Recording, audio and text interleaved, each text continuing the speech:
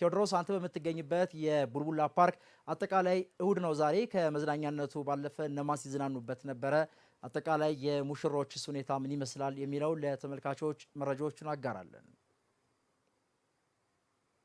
እንደምናመሸህ ሳለ ገብርኤል፣ እንደምናመሻችሁ ተመልካቾቻችን። ያው እንደሚታወቀው አዲስ አበባ ከተማ በተለይ የመዝናኛ ስፍራዎችን እጥረት ለመቅረፍ በርካታ ስራዎችን እየሰራች ይገኛል።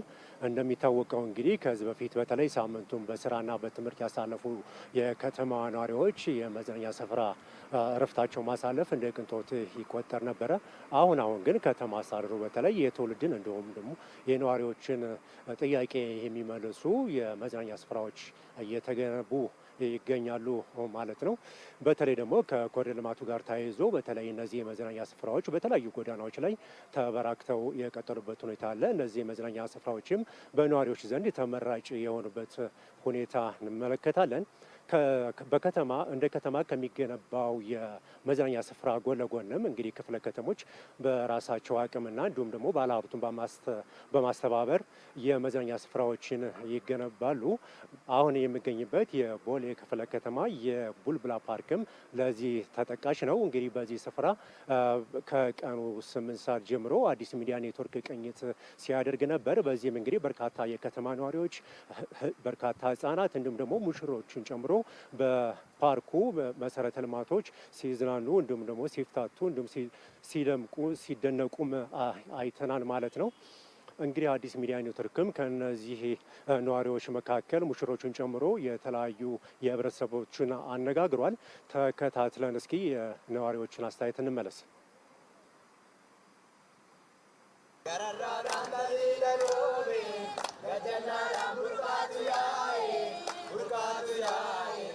ከነ ከነን ኡፌፍ ቦታንኩን ባቂነት ቶሌጅናን ወደዚህ ስፍራ የመጣሁት ቦታው እጅግ ደስ ስለሚል ነው። ሰርጌን እዚህ ቦታ በማድረጌ እጅግ ደስተኛ ነኝ። ይህን ያደረጉትን ሁሉ ምስጋና ይገባቸዋል። አመራሩንም ፈጣሪ ባርከው። አሁንም በዚህ የልማት ስራ እንዲቀጥሉ እላለሁ። በርቱ ለማለትም እወዳለሁ። ባቂ ሲንገለቴፈና ጀባዳ ዋቀዩ ጎፍታን እስን ወጂና ተኡ አረጉያራኑ ከነፍ ዋቀዩን እንገለቴፈዳ ፈጣሪ የዛሬዋን ቀን ስለሰጠን አመሰግነዋለሁ። የሰርጋችን ታዳሚዎችንም እንዲሁ። ይህም ቦታ የመረጥነው የሰርጋችንን ቀን በልዩ ሁኔታ ለማሳለፍ አስበን ነው። በጣም ደስተኞች ነን። በኬ ከነፍለኔ አርገምኔራ አርገመ ኬኛፍ መስመናኑ ጎተኒ ፈዱ ገለቶማ የአካባቢ ብዙ ጊዜ ቆይቻለሁ። እዚህ አካባቢ ጫካን የነበረው የቆሻሻ ምናምን መጣያን የነበረው አክቹአሊ አሁን ያለው ገጽታ ዛሬ ነው ልጆቼን ይዤ የመጣሁትና በጣም የሚገርም እስካሁን ድረስ ካዩዋቸው ቦታዎች ለውጥ ላይ እንዳለን መሬት ላይ ያለው እውነታ የሚያሳይ ስለሆነ ከዚህ በፊት የነበረው ቆሻሻ መጣያ ብዙም ለእይታ ራሱ የማይማርክ የነበረበት ስለሆነ በጣም ለህብረተሰቡም ያው እንደምታየው ልጆች በተለይ እዚህ ሰፈር የህዝብ ለልጆች መጫወቻ መዝናኛ ብዙ ጊዜ ጥረት ነበረብን። አሁን ላይ በየአካባቢው እየመጣልን ስለሆነ ጥሩ ለውጥ ላይ ያለ መሆኑን የሚያሳይና በጣም ደስተኛ ነኝ። እውነት ለመናገር እዚህ አካባቢ ላይ በጣም ጫካ ነበረ።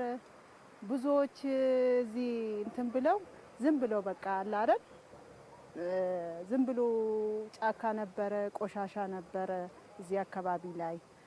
አሁን ሰፈራችን እንዲሁ ነው በመታየቱ በጣም እጅግ ደስ ይለኛል። እውነት ለመናገር አብይ አህመድ በጣም ትልቅ ስራ ሰርቷል። እውነት ነው። በነፃ ነው ብዙ ልጆች ገብተው እንደምታየው የሚጎበኙት። እኛ አሁን እሷ እህቴ ታላቅ እህቴ ናት፣ ከነቀምት ነው የመጣችው። እኔ ጋር ከክፍለ ሀገር መጣ ነው።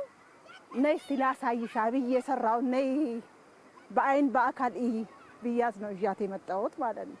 እራሷ እየሄደች አብይ አህመድ ሰርቷል ትላለች። እና እውነት ለመናገር ጥሩ ስራ ተሰርቷል። እዚህ አካባቢ ላይ ከዚህ በፊት የነበረው ገጽታ በእንደዚህ አይነት መልኩ የሚገለጽ አይደለም። ከዛ በተረፈ የተለያዩ ቆሻሻ መጣያዎች የነበረ ለመተላለፊያ መንገድም አልነበረም። በወቅቱ ዝም ብሎ ጫካ የነበረ ለእይታም ለምንም ምቹ ያልሆነ ቦታ ነበር የነበረው። ከልጆች መጫወቻ አንጻርም ከዚህ ፊት እዚህ አካባቢ ላይ በእንደዚህ አይነት መልኩ የሚገለጽ የህፃናት መጫወቻ ቦታ እንደሌለ ሙሉ ለሙሉ መናገር እችላለሁ። አሁን ላይ ባለው ሁኔታ እኛውን እዚህ ቦታ ስንመጣ የገባ ነው ልጆቻችን ይዘን ለመዝናናትም ለማየትም የገባ ነው በነፃ ነው። ሌሎች ቦታዎች ላይ እንዳልከው ወጣ ብንል ከፍተኛ ገንዘብ ያስፈልጋል፣ የትራንስፖርት ወጪ ያስፈልገናል። ከዛ ለልጆች መግዛት የመሳሰሉ ወጪዎች ትዳረጋለ።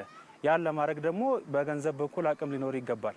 አሁን ባለው ሁኔታ ግን ወደፊትም በዚሁ መልኩ የሚቀጥል ከሆነ ለአካባቢው ማህበረሰብም ለህፃናትም በርካታ ትሩፋትን ይዞ የመጣ ብዬ የማስበው እንደዚህ ይህን ያህል ሰው መጥቶ መዝናናት ማለት በጣም ትልቅ ነገር ነው ለእኔ ማለት ነው። እና ያው ልጄ ነች እንዳው ሚዛኝ የመጣችው እና ሳየው አሁን ብንሄድ አንደርሰውም። እኔ ትንሽ ቦታ ነበር የመሰለኝ፣ ግን በጣም የሚገርም ነው። በጣም ደስ ይላል። ያው በዚሁ አንዳንድ ቦታዎች እንደዚህ የቆሸሹ ቦታዎች እንደዚህ ጸድተው ብናያቸው በትውልዱ ያው ለእኛም አይምሮ ጥሩ እንትን ይኖራል ብዬ ገምታለሁ። ህጻናት እየቦረቁ እንዲሁም ደግሞ የከተማ ነዋሪዎች በወክ እያደረጉ ወይም ደግሞ የእግር ጉዞ እያደረጉ እንዲሁም ደግሞ በግቢው በሚገኙ ካፌዎች ሻይ ቡና እያሉ እየተወያዩ ተመልክተናል። እንግዲህ በጥቅሉ ከተማ አስተዳደሩ በተለይ የመዝናኛ አማራጮችን ለማስፋት የተለያዩ ተግባራትን እየሰራ ነው የሚገኘው። አሁን ያለኝ መረጃ ይህን ይመስላል። ሳለ ገብርኤል